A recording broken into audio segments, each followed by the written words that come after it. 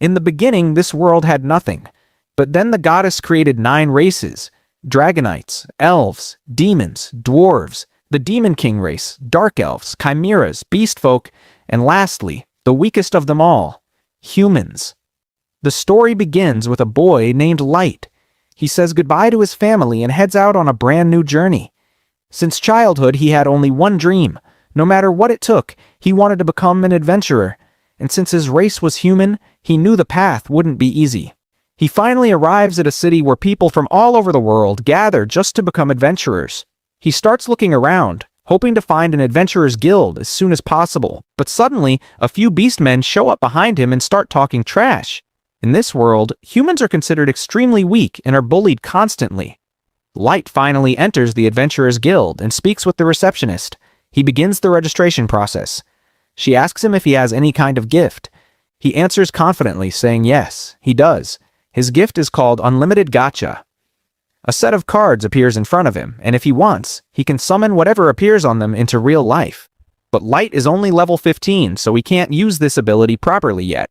His first summons are a broken fork, a rotten apple, and a stale piece of bread. Even the receptionist looks a little confused seeing this. She asks what he wants to do next, and he says he wants to become an adventurer. She points him toward the quest board, but he can't read anything.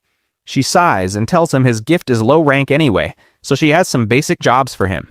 He can collect firewood, coal, or dirt. Light is passionate about becoming an adventurer, so he agrees immediately. He heads into the forest and works hard to gather wood, coal, and finally dirt. He earns a small amount of money. He thinks to himself that it isn't much, but at least he can buy dinner. As he walks away, some beast folk block his path again. They blame him for bumping into them and take the little money he earned. He can't fight back. He's a human, and he's only level 15. No one steps in to help him. But suddenly, a hand reaches out to him. Light looks up and sees a beautiful elf. She tells him he doesn't need to be afraid. Light is shocked. Elves are considered upper class, and they look down on humans. But this elf is different. Her companions join her and introduce themselves. They are members of the Ganko tribe. San? One of them, a wolf beastman named Garo, speaks up. Then everyone gives their introduction. Sasha, the level 308 elf, Drago, the level 512 dragon, Oboro, the level 301 dwarf, Sino, the dark elf, and finally Zar, a chimera. They tell Light they just need one human to complete their group and ask if he'd like to join them. Light can't believe anyone would want to be his friend, but he happily agrees. The next day, the group explores a dungeon. A bunch of snake monsters attack Light, but Drago steps in and kills them instantly. Another snake launches at him, but Sasha jumps in and saves him again. She leans closer and asks if he's hurt, calling him adorable. Everyone treats him kindly, and Light loves the atmosphere. There's no discrimination, no hate.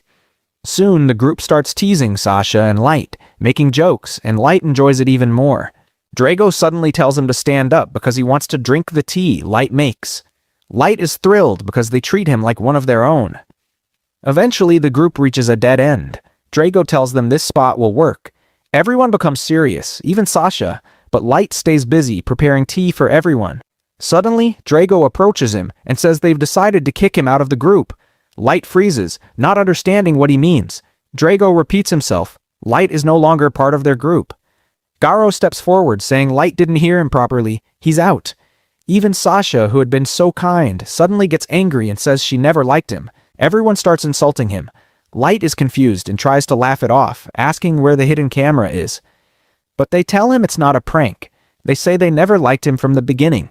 Light asks why they suddenly want to kill him, and they tell him the real reason. His gift, Unlimited Gacha.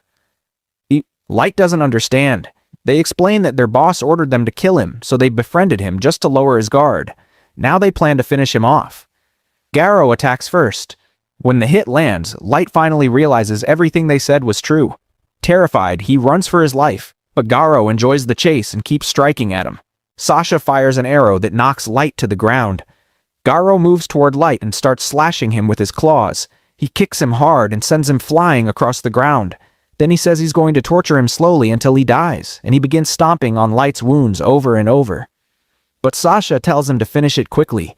Somewhere inside, Light still has a tiny hope of surviving. Garo steps forward to deliver his final attack, but at that very moment, Light slowly crawls forward.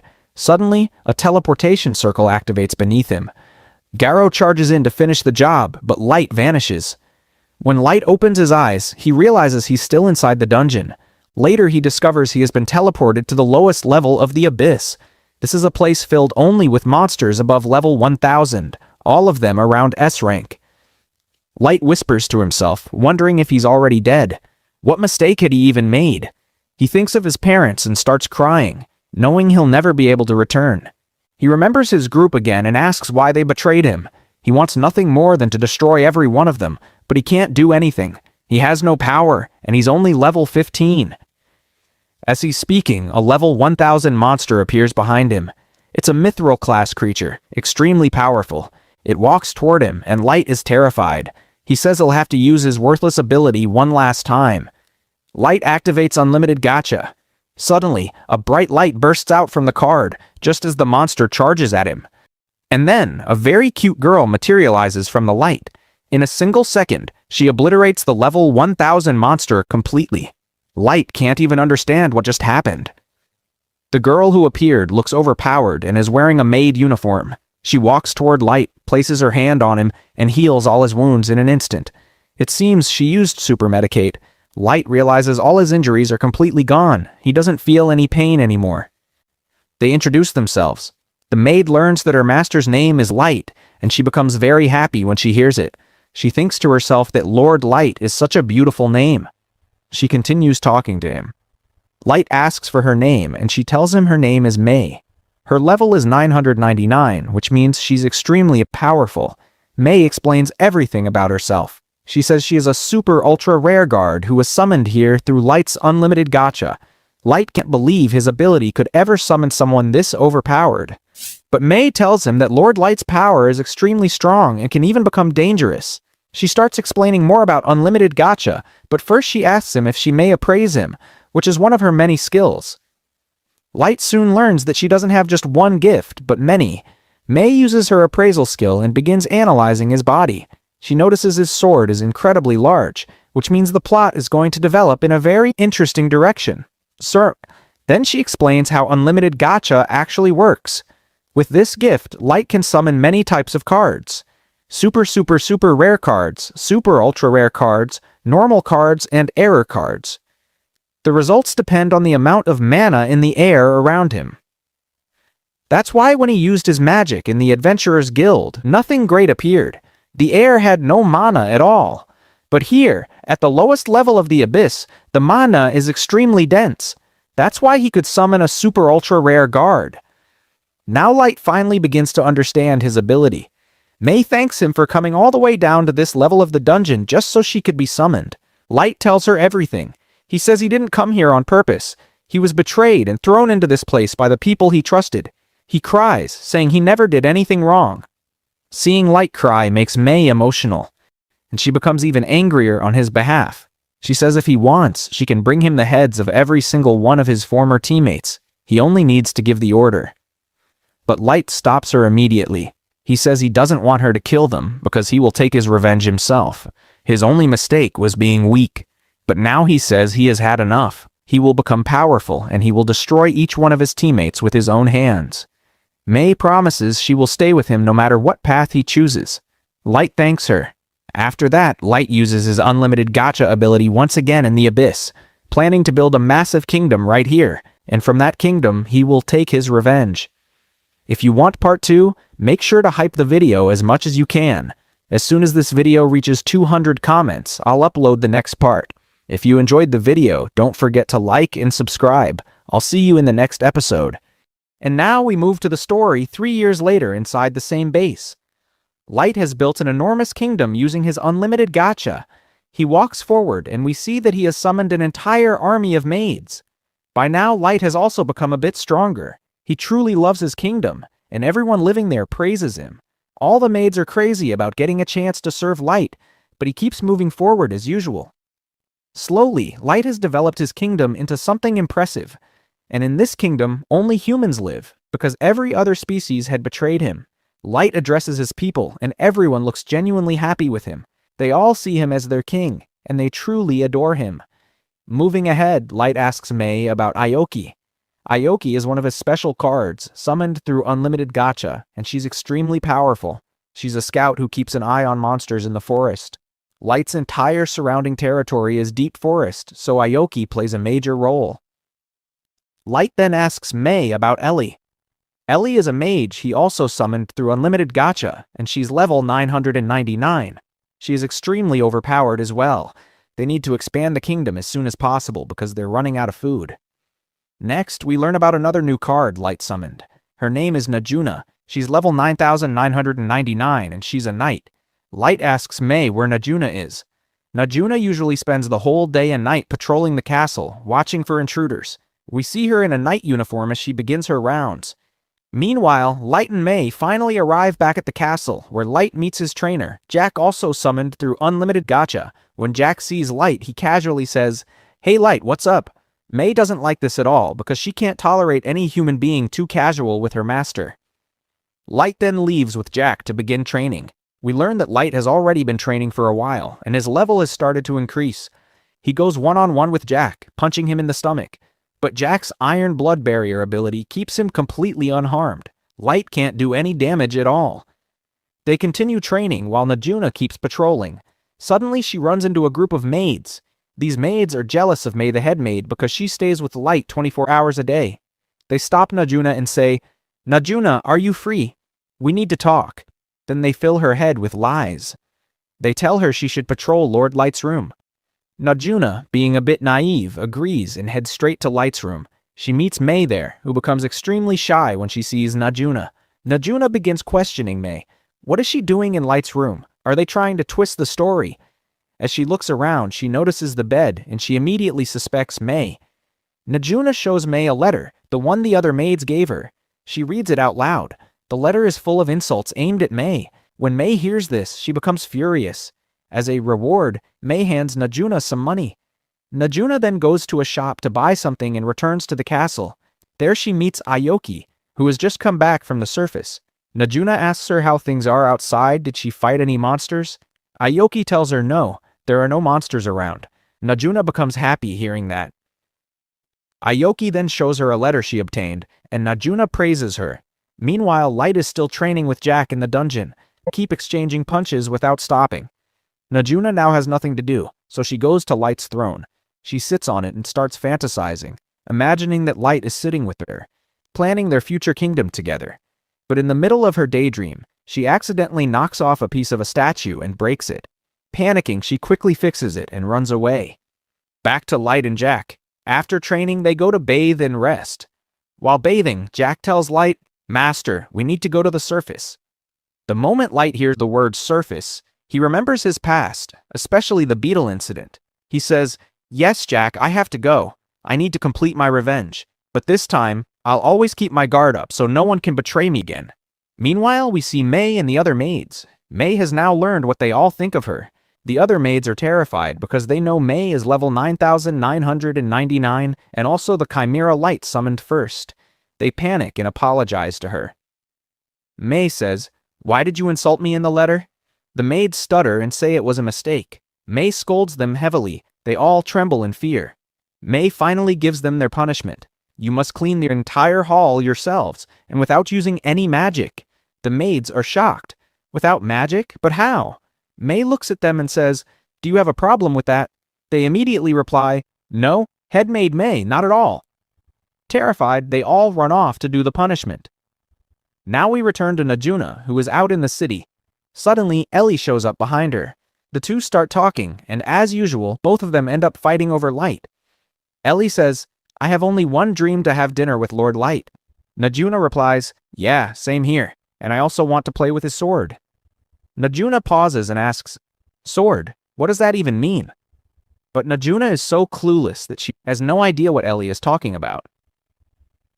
Ellie is a magician who uses magic, while Najuna only has her sword. But her swordsmanship is incredible. Later that night, we see all the maids holding another secret meeting. They whisper nervously, "Oh no, Mei found out about our plan. Should we poison her?" Someone quickly says, "No, we can't. She's immune to poison." Then they all panic, wondering what to do. They all feel jealous of Mei because she stays with Light 24 hours a day. They even start thinking that May knows every inch of Light's body. Soon they learn that May was the first card Light ever summoned using unlimited gacha. Hearing this makes them even more frantic. Just then, May herself walks in. She says, "It seems you were talking about me." All of them panic. "No, Headmaid May, we weren't saying anything." They're terrified. May tells them that when Light first summoned her, they had no time for anything else. Hearing this gives the maids a tiny bit of relief, but they're still extremely scared. They beg her not to kill them. "Please, May, we're like your loyal pet dogs. Please forgive us." But May gives them another punishment. She says, "You will clean Lord Light's throne room, and you will do it without magic." The maids panic even more. "Without magic? How are we supposed to do that?" May replies, "You should have thought about that earlier." A moment later, all the maids arrive in the throne room and begin cleaning everything by hand. But then something goes wrong. Now, while one of the maids is cleaning the throne, she accidentally knocks off a small piece of a statue and breaks it. All of them freeze in shock. Meanwhile, we see Najuna getting ready for bed. Tomorrow she has to join Light on an important mission. She tells herself, "I have to make Lord Light happy somehow. Tomorrow I'll be training with him." The next morning, Light walks into the dungeon, where he meets Najuna, Aoki, and Ellie. They begin discussing their plan to accompany Light to the surface. Today is the day he will finally complete his revenge. He agrees to take all three of them with him. They continue talking, but suddenly, a huge hellhound appears behind them. When Light sees it, he remembers his terrifying past, the time when he had no power and the hellhound attacked him before. But now things are completely different. As soon as the maids see the hellhound, they become furious. Their mana and aura skyrocket to insane levels. The hellhound becomes terrified, overwhelmed by the power of the three girls, and drops to its knees. But Light stops them. He walks toward the hellhound and says, "Are you scared? Don't be, just go." The hellhound quickly escapes. Light then turns to the three girls. "Are all of you ready to head to the surface?" They answer, "Yes, Master Light, we're ready." And so, Light and his companions begin their journey to complete his revenge. The moment he has waited 3 long years for has finally arrived. After that, we return to the City of Wolves. By now, Jiro had become incredibly famous across the entire city. People admired him, some even worshipped him like a god, and Jiro enjoyed every bit of it. He walked forward proudly, craving even more of this attention. But then his eyes fell on a human boy. He walked straight toward him, kicked him hard, and even spat on him. Jiro said, "You filthy humans! You've even reached this place?" After that, he went into a bar with his gang, where everyone showered him with praise. Many people called him Boss Jiro, and Jiro loved hearing it. He told them, "Eat as much as you want. Tonight's party is on me." "Thank you, boss," they shouted. No one could believe that Jiro had now become the vice commander of the Wolfmen. And if his influence kept going like this, it wouldn't be long before he became the leader of the entire Wolf Clan. The whole crowd was excited, and Jiro himself was thrilled. Everyone began asking him, "Master Jiro, where did you get all this money? You must have worked really hard. You probably took only the best job requests from the Adventurers Guild. Just like the job you did 3 years ago. That's when your fate completely changed. What was that job about?" "Are you crazy?" someone else said. "That was a national secret. Master Jiro can't tell you." "Oh, I see. Sorry, Mr. Jiro." "No problem," Jiro replied. "Drink as much as you want." They kept enjoying themselves, until Jiro suddenly remembered that job from 3 years ago. The job that made him rich. The same job where he betrayed Light.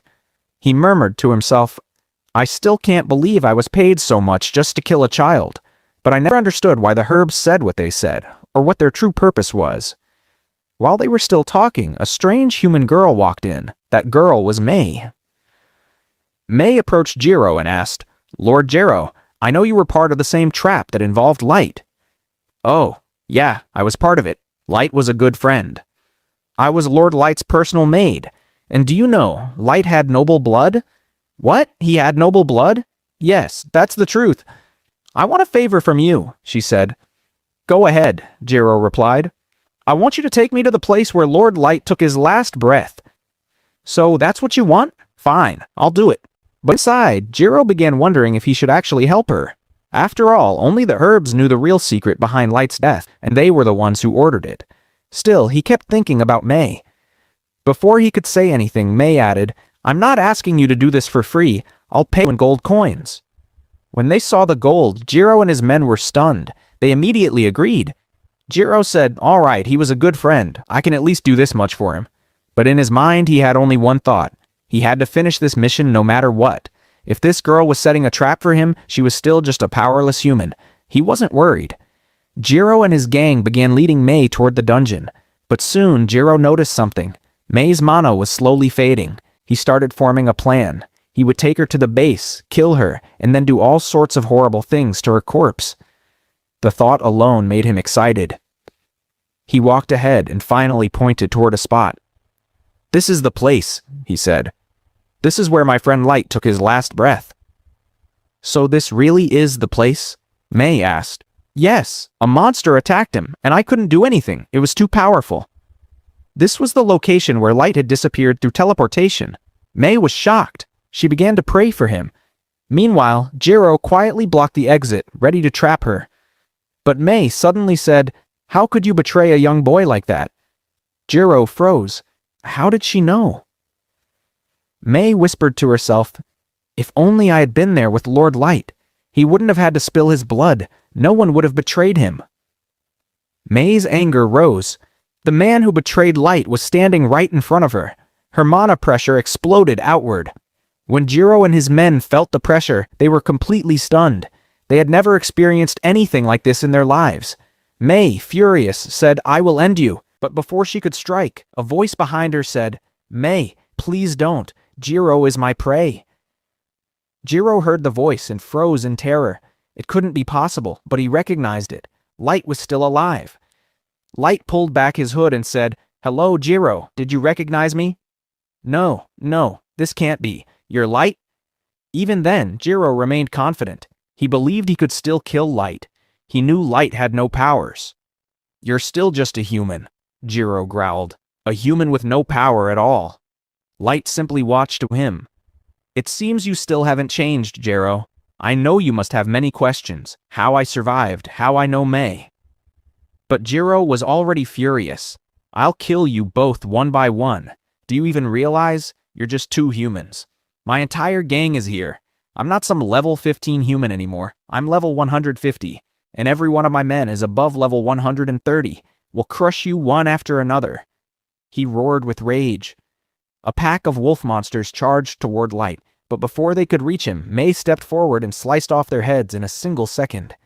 Jiro and his gang watched in shock, completely frozen. Right then, Light says to Mei, "Mei, thank you, but I need you to do something for me. Please keep an eye on the dungeon exit. No one should be able to get out." "Okay, Master Light," she says, and heads over there. By now, Jiro was completely furious. He warns his men, be careful around him. Even he couldn't understand what had just happened. But one thing was clear. His only goal now was to somehow kill Light. He orders his men, "Just stay with me. Humans are useless for anything anyway." Light looks at him and says, "Jiro, you really haven't changed." "What do you mean I haven't changed? Everything I said is reality. Humans are far inferior to us werewolves. Even your rank is way lower." The moment he says that, all the wolves charge at Light. They were bloodthirsty and ready to tear him apart. But in just 1 second, Light kills every last one of them. Nobody could understand what even happened in that single moment. Light walks up to Jiro. "So now what do you think, Jiro? Do you still believe I'm nothing?" "I'll kill you, Light. I'll kill you," Jiro snaps, stepping back. He pulls out a small orb from his pocket. "Now I'm going to use my weapon. Free rain monster, appear." Suddenly, Jiro summons a free rain monster with a level of 500. Its power was terrifying. Jiro was confident now, convinced this monster would tear Light apart. "Kid, I'm going to end you right here. This is going to be fun." Light, however, was excited too. "All right, let's play a game. I won't move from this spot. Go ahead, attack me as fast as you can." Jiro's monster unleashes a massive blast of magic at Light. When the smoke clears, Light is standing there unharmed. Jiro is shocked beyond words. Light finally loses his patience. He activates his unlimited gacha ability and summons a free rain monster of his own, a criminal god, level 9000, a terrifying creature with overwhelming power. The moment this monster breathes toward Jiro's summoned beast, it explodes into pieces in a single second. Nobody could understand what had just happened. Jiro breaks down, crying. How can a level 500 monster die so easily? He was shaking all over. Fear had taken over completely. Then Light reveals his actual level. When Jiro sees it, his eyes almost fall out of his skull. A level 99? How can a human reach that? Humans can only reach level 100 at best. He was completely stunned. He starts begging, Light, please forgive me. I was just following the high-ups' orders. I don't have a brain, I swear. I only did what they told me. Please forgive me. Fine, Light says. Then answer me this. Who are your masters? They're the high-ups from the surface world. They have insane amounts of energy. What's their name? I don't know, Jiro says, terrified. Light gets even more angry. Please, I'm telling the truth. I don't know anything. Light looks at the other wolves. What about you? Do you know anything? Yes, I know. Me too. But before they can say anything, May slices them into 1,000 pieces in 1 second. She says, How dare you lie to Lord Light? She had already used her eye judgment ability and knew every one of them was lying. She had no choice but to eliminate them. Jiro, watching all of this, was terrified beyond imagination. All right, Jiro, I have one more question for you. What is it? What do you think? If we fought your world's high-ups, would we win or not? And remember, you must tell the truth. My eye judgment is still active. Jiro was shaking so hard his pants were already wet. Master Light, you're very strong, but you're just one person, and the high-ups are an entire group. So I don't think you can beat them. Light hears that and gets angry again, just as I thought. So Jiro, you're coming with me. With you. Light uses a teleportation spell and brings Jiro to his kingdom. When Jiro sees it, he's completely stunned. Light and May walk forward, entering the place where Light's entire army stands. Demigods, demi-humans, robots, and many more. All of them hold deep respect for Light. Light sits on his throne and everyone bows before him. You may lift your heads now, he says. Jiro checks their levels and nearly faints. Every single soldier's level was in the 4-digit range. Even the weakest among them was level 1500. 4 of them were level 9999. Jiro couldn't believe what he was seeing. Could a human really create something like this? Light turns to him. So tell me again, Jiro. Do you still think I can't defeat your high-ups? Jiro looks around and realizes the truth. We created this monster? No, he's not a monster. He's a god of destruction. Light smirks. Did you call me a god? Maybe I am. After all, my gift is unlimited gacha. Light then announces his decision. He will travel to the surface and start a war against the high-ups. He turns to his massive army. So, are you all ready for war? After some time, Light heads to the surface to meet his family in a nearby village. But the moment he walks forward, his eyes go wide. He can't believe what he's seeing. The village that existed just a short while ago is now completely destroyed. He can't understand what could have happened here. But the only thing giving him a bit of relief is that he still hasn't found the bodies of his family. 6 months later, Light returns to his village with a gold knight and an assassin named Nemomu. The first thing he does is pay his respects to the villagers. By now, he's almost certain that someone attacked them. And it might be the same secret society that once planned to kill him. Maybe, while trying to assassinate him, they ended up reaching his village and wiped it out as well. Light doesn't know what to do next. But Gold, the knight, says they should leave the area soon because dangerous monsters come out at night. They could die if they stay. Nemomu snaps at him. How dare he talk like that? They will do whatever Lord Light commands. But even she knows they need a plan. They decide they must find the people responsible for destroying Light's village. Light vows in his heart that no matter what, he will hunt them down. When he finds them, he will destroy them. His aura becomes so intense that even Nemomu tells him to calm down, and Light finally agrees. Light takes out a mask from his pocket. It will hide his identity and keep anyone from sensing his true power level. Now they're ready. Their plan is to go to the city of Dega and register as adventurers so they can gather information. That's the only way they'll find out who attacked Light's village. Nemomu asks why the Comrades are going to the city of Dega, but Light tells her that on the surface he isn't Light. He is dark because no one can know his real identity. She apologizes. Light explains they need to stay in Dega as adventurers so they can move freely and investigate. Eventually they reach the forest and continue the rest of their journey on foot, but soon they spot some dwarves bullying humans and stealing their supplies. When the dwarves see Light and his group, they get excited and attack. Light's team defeats them in just 2 seconds. One of the humans, an adventurer named Carnell, thanks them and says he's also heading to the city of Dega. The group joins him in his wagon. Carnell's daughter is shocked to see humans defeating dwarves so easily. She asks if they're high-ranked adventurers. They explain that they haven't even registered yet. In Cho, Dark tells her that they're going to Dega to become adventurers. Carnell explains that the city of Dega is a dwarven city surrounded by the human and elven kingdoms. Soon they arrive at the gate. Dark and his team thank Carnell and continue on foot. Before leaving, Carnell tells them he owns an inn and they're welcome to stay there if they need a place. The group plans to maintain a low profile as adventurers. They're excited. This is their first time exploring the surface. After reaching the Adventurer Guild, the people inside react with fear and quickly step away from them. Light thinks to himself, looks like nothing has changed. They still hate humans. They go to the receptionist and register. But when Nemomu realizes they ranked Dark as an F-rank adventurer, she gets furious. How dare you give Lord Dark an F rank? The receptionist laughs and tells her she must be crazy. Everyone starts at F rank. They leave and head to Carnell's inn. Carnell's daughter lights up when she sees them again. Carnell asks Dark what he needs. Dark tells him he wants to buy the entire top floor of the inn for a month, and no one should enter while he's staying there. He hands Carnell some gold coins, and Carnell agrees. Later on the top floor, Nemomu asks Light why he wants to become an adventurer. Why not stay at the base and rule his kingdom from there? Light gets angry. Do you want me to ignore my revenge? She quickly denies it. Light's mana surges so fiercely that everything around him begins to shake. Gold steps in to calm him down, and Light finally regains control. The next day, Light and the others head toward the dungeon. Everyone is excited because Gold is wearing a full set of golden armor.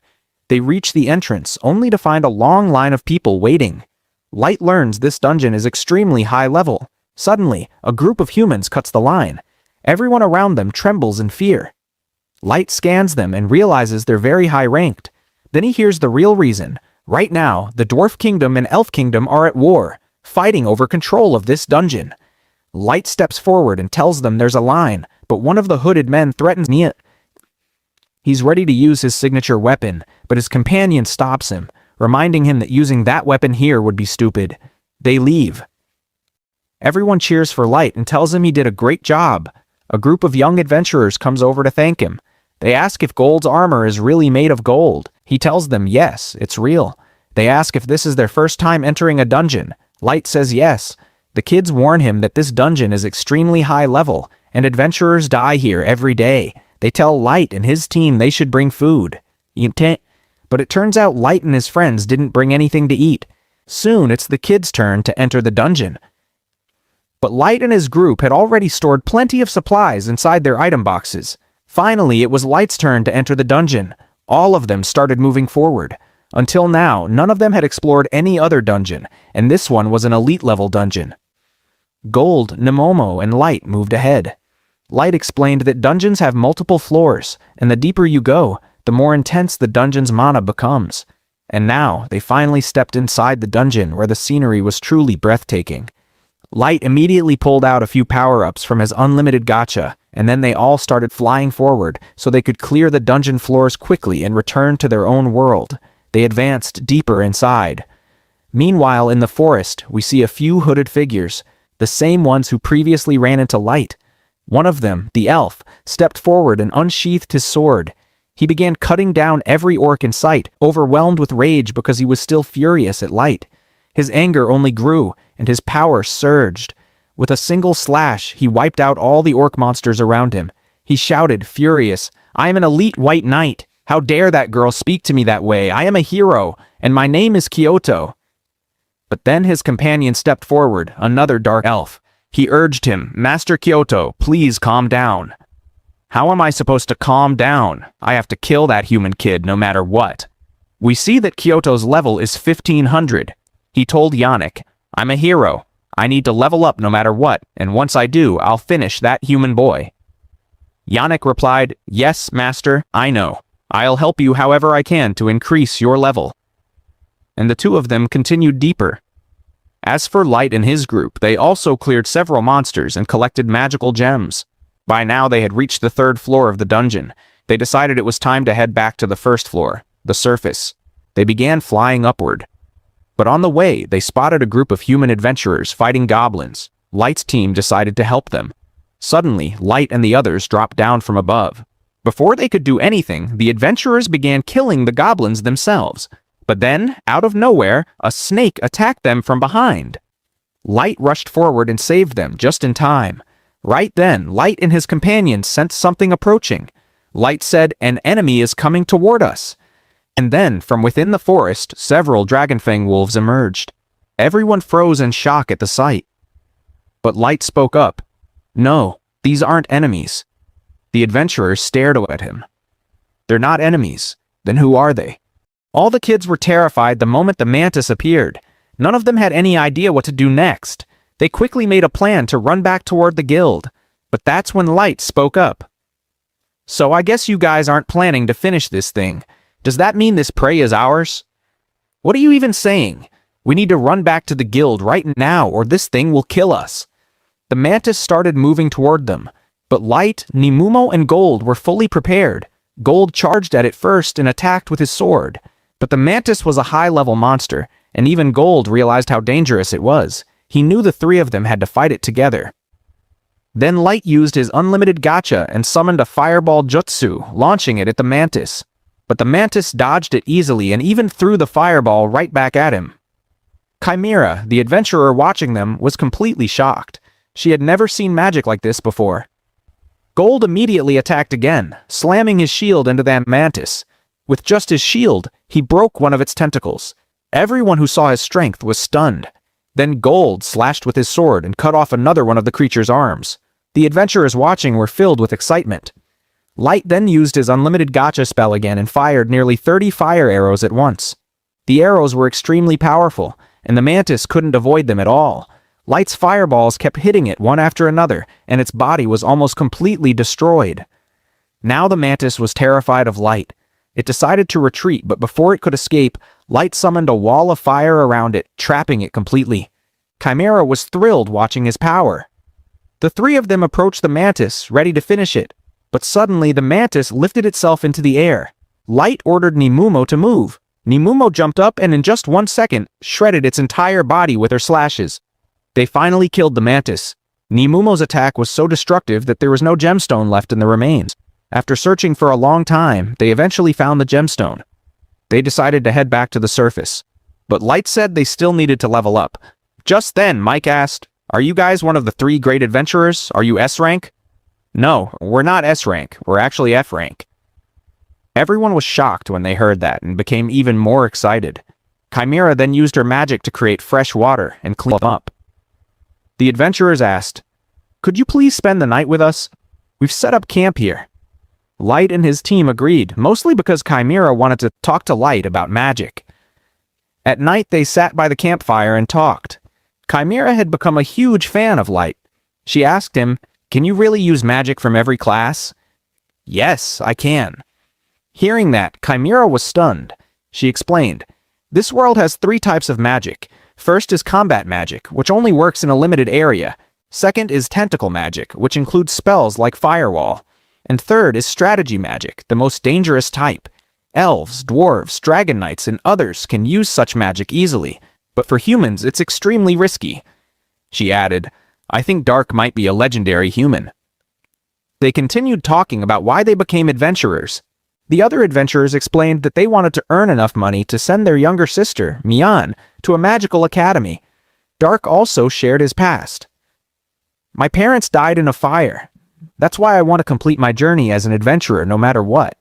Light began to feel a sister-like vibe from Mian. Chimera then asked Nemumo and Gold, "Are you two a couple?" "No, not at all." Meanwhile, in another part of the dungeon, Kyoto the elf was still furious and slaughtering orcs one after another. He carried a sword that was considered a national treasure. His companion, Yannick, collected the gemstones from the monsters. With their mission almost complete, Yannick said, "I just need a few human brands now." Kyoto replied, Looks like it's time to eliminate them. Back at the guild, Dark and his team submitted the gemstone. It was a rare item, and the guild receptionist was extremely excited, knowing it would bring her a lot of profit. Did you really defeat the mantis on the 5th floor? She asked. Yes, I did. News spread everywhere that Dark and his team defeated the joint mantis on the 5th floor. Still, no one believed a human team could do such a thing. On their way out, 2 humans named Gilbert and Civilian approached them. Hey kid, are you Dark? I know you're lying. There's no way you killed that joint mantis. Hearing this, Nemumo was furious and ready to attack them, but the rest of the team held her back. Other species like beastfolk and others began to get jealous of Light's team. They moved on and headed back toward the dungeon again. While flying, they met the same adventurers from before.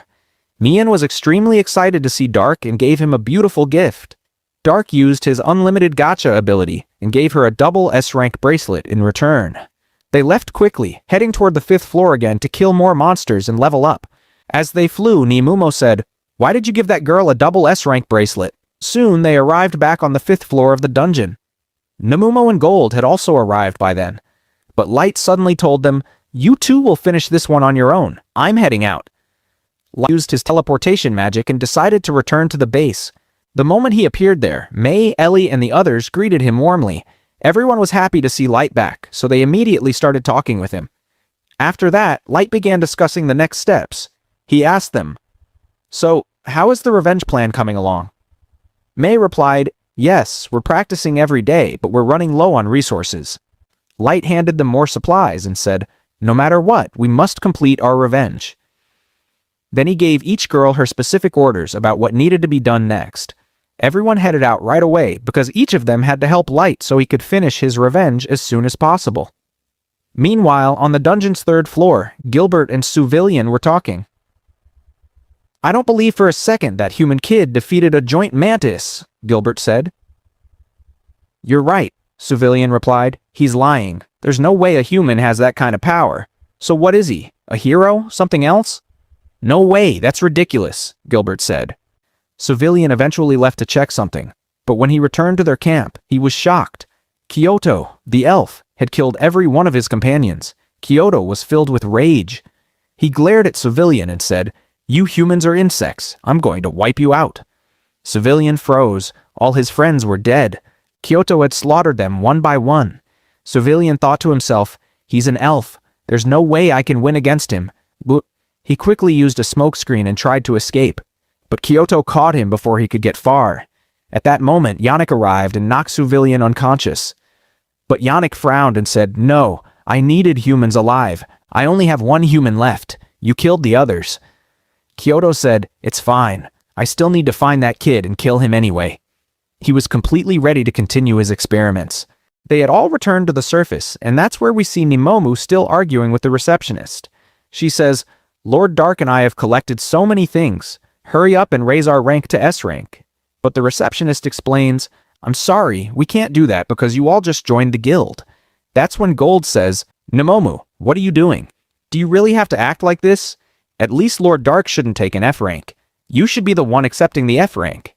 But then the receptionist gives them a new task, and that task is to kill the adventurer killer. They all go back to their hotel room, where they start discussing the situation. Apparently some adventurer killers were roaming around in that area to hunt human adventurers. That's why Light and the others decide that no matter what, they need to take them down. But then Gold says, "Master, why don't we call for some help from our base?" Light replies, "No, Gold, we can't do that." While they're talking, they sense something approaching them. Suddenly, a teleportation circle appears in their room out of nowhere, and Mia comes out of it, badly injured. Light can't understand what just happened to her. Even the bracelet he gave her is now broken. Light lays her down on the bed and uses his healing magic on her. Slowly, she regains consciousness and starts mumbling, "Help me." Dark and the others can't understand what she's trying to say, so Dark has no choice but to use his magical ability and enter her memories. Inside her memories, we see all the kids still in the base. Then a strange group of adventurers arrives. They say, "Kids, leave this place right now. Some adventurer killers have shown up and they can kill us all." The kids don't know what to do, but they decide that staying there at night would be extremely dangerous, so they start moving toward the surface. By midnight, they're exhausted from walking. That's when they run into some elves. These elves are none other than Kaido and his partner. Kaido asks, "Where are you all going? Don't you know there are adventurer killers around who are murdering normal adventurers?" The kids say, "What? Is that true?" And at that moment, Kaido realizes they are humans. He decides he'll kill them too, because the adventurer killers are actually Kaido and his group. He laughs and says, "I didn't know humans were this weak. Looks like I'll have to kill you as well." But Kaido's companion says, "Kaido, I want you to capture them alive. None of them should die." Kaido replies, "Fine, I understand. I'll finish them one by one." The kids finally realize that the adventurer killer they were afraid of is standing right in front of them. And he's the elf. Mia's brother tries to protect her and charges at Kaito, but Kaido shows no mercy and slashes him instantly. He injures the remaining adventurers as well. The kids understand that they cannot defeat this monster called Kaido. Mia can't even move or say anything. But then Gimra and Mia's brother gather their courage again to protect her. They shout, "Mia, run! Get out of here!" and charge at Kaito. But Kaito is furious now. He slashes them brutally. That's when Kaito's partner shouts, "Kaito, what have you done? Don't kill them. I need them for experiments." Kaito replies, "I already told you. Any human bug that gets in my way, I'll kill them."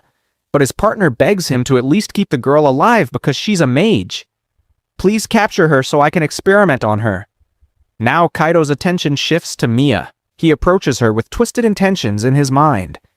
"Get out of here," he says to the others, "because I'm about to do something to her. She's a girl after all."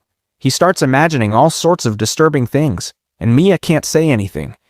Kaito says, "I'm the hero of the future, so I can do whatever I want with you." She starts crying. "You should feel honored that I'm going to do something to you." Mia is completely shocked, but suddenly her brother, using the last bit of strength he has left, stands up again. He wants to protect her one last time. He says, "Elf, I will kill you," and shouts for Mia to run. Finally, she runs away even though she knows she can't hurt Kaito at all. Mia's brother remembers Gold's instructions. First strike him, then remove his shield. He follows the technique exactly and manages to land a hit on Kaito's face. When Kaito realizes a human actually hit him, he explodes with rage. "A human hit me?" He uses his slash and kills Mia's brother mercilessly. But then the elf partner stops Kaito from completely finishing him off. "Kaito, wake up! I need them for experiments. Go after that girl. She's still alive." So Kaito agrees and starts chasing Mia. Mia is terrified and thinking, "I need to call for help no matter what." She starts running, but Kaito catches up again. She accepts her death. Kaito says, "I can catch you whenever I want, so running is pointless." Now Kaito starts moving toward Mia. But then we see Mia gather all her remaining power and unleash ice darts at Kaito. However, Kaito destroys her entire attack in an instant, and poor Mia can't do anything anymore. But at that moment, she presses the necklace Dark gave her, a teleportation necklace, and she teleports straight to Light. We return to the present, where Dark and his team finally understand what those elves did to Mia and the others. Meanwhile, Kaito's partner tries to heal the remaining dead children so he can convert them into pigs. That's when Kaito arrives as well. "I couldn't bring that girl with me." His partner yells, "Are you insane? You're a white knight. You even have a national treasure sword, and still you lost to a little girl. If she reached the surface, she'll call the white knights. They'll discover that you stole the national treasure." He continues, "Do you know their level? White knights are around level 2000, and their new commander, at least level 3000. Now even Kaito starts panicking. No, that can't happen." His partner tells him, "Kaito, calm down. If I can just finish my research, I will level you up." Kaito replies, "Fine, then I'll do it. But first we need to run so I can continue my research." But right then, Light appears. "I won't let you do that." They're all shocked to see him because one of the elves is level 1500, and even he didn't sense Light approaching. Later, Light and the others discover that Gamera and Maddie are already dead, but Ilio still has a bit of life left. Gold tells Light, and Light immediately rushes over and uses his healing magic to bring Ilio back. At that moment, Light's past memories begin to return. He can't understand why these elves killed the humans who were his friends, and now even Kaito starts laughing at him. He says, "First I'll kill you, then I'll kill that girl who came to you." But Light warns him not to do that. He says, "I haven't informed the guild yet." When Kaito hears this, he becomes insanely excited. "I knew it! I knew I was destined to be a hero. I knew I had the blessing of the goddess. That means no one can stop me. So kid, first I'll kill you. But Light says, I don't understand why you're celebrating. You're my prey, and now I'm going to hunt you. You took my friends from me, so I'll give you a death worse than theirs. Now Light becomes completely serious. He tells Gold and Nemumo to stay out of this, and then he starts walking toward Kaito. But Kaito is overflowing with confidence. He thinks Light is just a human with no power, so he lets Light come closer. Eventually, Kaito becomes furious and attacks Light directly. But Light dodges the attack in just 2 seconds. So this is your full strength? Legendary hero? Hearing that makes Kaito even more furious, and he attacks non-stop. Even his partner can't understand how a human could be this strong. Light has no trouble at all. He dodges Kaito's attacks and strikes his ribs. The attack is extremely powerful, and now Kaito is enraged. He shouts, I don't believe it! A human kid is mocking me! He becomes so angry that he pulls out his legendary sword, Grandis, and starts slashing at Light. The slashes are incredibly powerful, and even Light is surprised by the amount of magical energy behind them. But then Light finally starts using his own magic. He dodges everything with ease. Kaito tries a surprise attack, but Light avoids that too. Now Light himself is getting angry. Kaito yells, Human boy, you cheated! You said you were a mage, but you're no mage, you're a fighter! Light replies, Did I say that? I am a mage. Kaito screams, That's a lie! You're a fighter! And now Light uses ice water magic. When Kaito and his partner see this magic, they are shocked. It's S-rank magic. They can't believe their eyes because Light created a magic spell without any enchanting and even used an ice wall as a shield. Kaito screams, How can I, a future hero, lose to a human boy? I cannot lose. Not as long as I have the sword given to me by my master. And when Light and the others hear Master Ward, they're completely shocked. They start asking Kaito, Did you just say master? Do you know the master? Kaito replies, Know the master? I even have his blood. And I'm not just anyone, I'm a submaster myself. Hearing this, Light and the others are stunned. They had only come to the surface to hunt monsters, and now this? Kaito is overflowing with confidence, fully convinced he can kill Light right there. But then Light tells Nemomo and Gold about the new plan. He says, Nemomo, Gold, this elf definitely knows something about the master. That's why my order is to capture both of them alive and take them back to the base. Okay, Master Light, as you say, they reply, ready to attack Yannick, the dark elf. Yannick enters his full form. He says, I'm actually a researcher, but if you want to fight me, how about fighting my chimeras instead? He releases his magic, and the strange men standing beside him suddenly transform into terrifying monsters. Chimeras, a fusion of humans and monsters. Everyone is shocked seeing them. Light recognizes one of the chimeras. It's an old adventurer he once met. Yannick laughs like an idiot and says, Meet my creations, I made them with my own hands, so kid, what do you think of them? Light doesn't respond.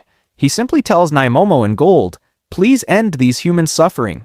Nemomo and Gold prepare to finish them, but the chimeras attack first. They slash them with their daggers and swords, thinking they've killed them, but nothing happens. Yannick laughs like a maniac. These are my chimeras. They don't die that easily. He approaches them, and the chimeras keep regenerating. Nemomo and Gold get angrier and finally unleash their strongest spells, blue and purple charging straight at the chimeras and wiping them out in a single slash. Yannick is stunned. He can't believe his creations are destroyed. He even starts crying. Nemomo appears behind him, presses his bell icon, and switches him off. Meanwhile, Light and Kaito are locked in an intense fight, but eventually, Kaito starts losing. Light taunts him, running away now. Didn't you love when your prey ran from you? So why are you running? Kaito gets furious, draws his sword, and says, Kid, I'll end you. I'll show you the real power of my sword, Grandis. He points it toward the sky, and immense mana surges into it. The sword is not normal. It's a national-level treasure infused with powerful magic spells. Light realizes exactly what it is. Kaito shouts, Where are you running now? One hit from this and you're done. But Light isn't affected. He says, This sword is perfect for fireworks. Fireworks, huh? How dare you? Light returns to the surface and stands there calmly. You think hitting me with that sword will kill me? Go ahead, try it. I won't even move. Kaito unleashes his full power. The attack hits Light directly, but nothing happens. Shocked, Kaito keeps striking him over and over, but Light doesn't take a single scratch. Light goes back into his real form, punches Kaido hard, and sends him flying. Kaido's sword falls from his hand. With no path left, Kaido flees for his life. Light says, "Weren't you aiming to become a legendary hero? So why are you running now?" Kaito cries, "Please forgive me. That was just a dream. Please spare my life. I'll tell you everything. I was a candidate to become the next commander of the White Knights, but I failed." Light replies, "What are you asking forgiveness for? Ilio, Gimra, Vudi, and all the other humans, they begged you the same way for their lives. Did you forgive them? After what you did to them? Now I'll do the same to you. Your dream was to become a legendary hero, right? So I'm giving you one last chance. Here, take your sword and fight me one more time, and if you manage to land even a single hit on me, I'll let you live." But Kaido was already terrified of Light, so to save his life, he turned around and ran.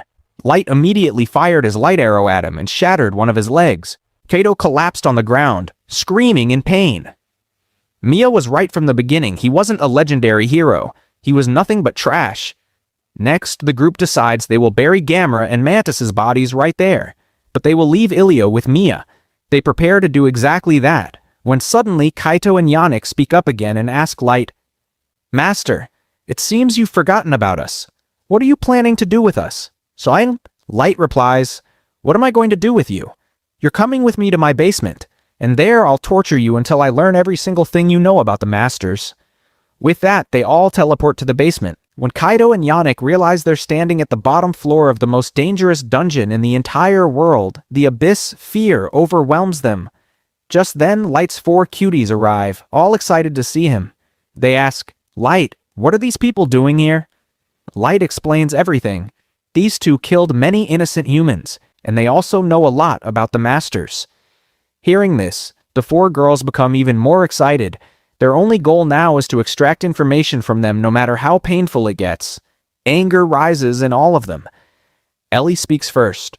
"I'll torture them so badly that they'll regret their entire lives." "Yeah, me too. I'll use my forbidden magic on them," another one says. They get ready to begin, but Kaido and Yannick start begging Light for forgiveness again. Light replies, "All those innocent humans you killed, they begged you for mercy too. Did you forgive them?" "No. And now I'll do the same." Kaido and Yannick completely break down. They can feel Light's terrifying mana. They realize they cannot escape the basement no matter what they do. Meanwhile, we cut to Mia, who finally wakes up. Dark arrives and talks to her. She asks him where everyone else is, but Dark has no answer, so he gives her the last remaining keepsake of her friends. When Mia learns that all her companions are dead, she's devastated. She starts crying, but she still believes that her last friend, Ilio, is alive somewhere. Later, the group leaves. Mia has no one left. All her companions are gone.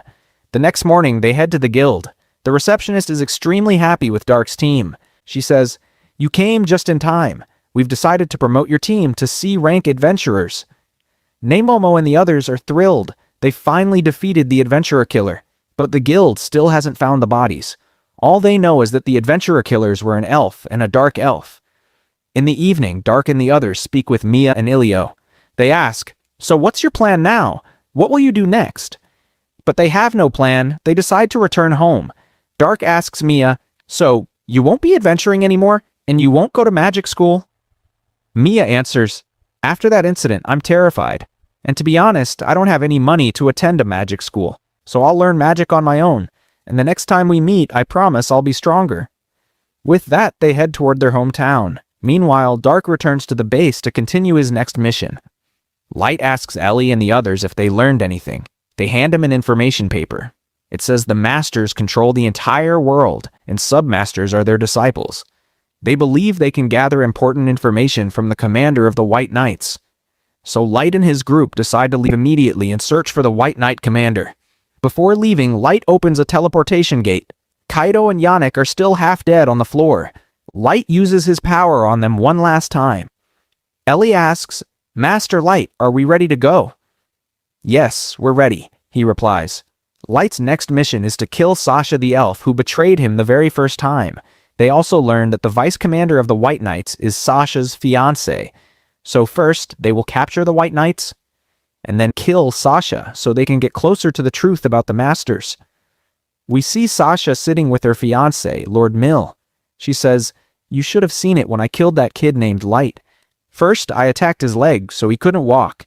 Then he begged me for mercy. But I didn't forgive him. And his face when he died, you should have seen it." Both of them despise humans.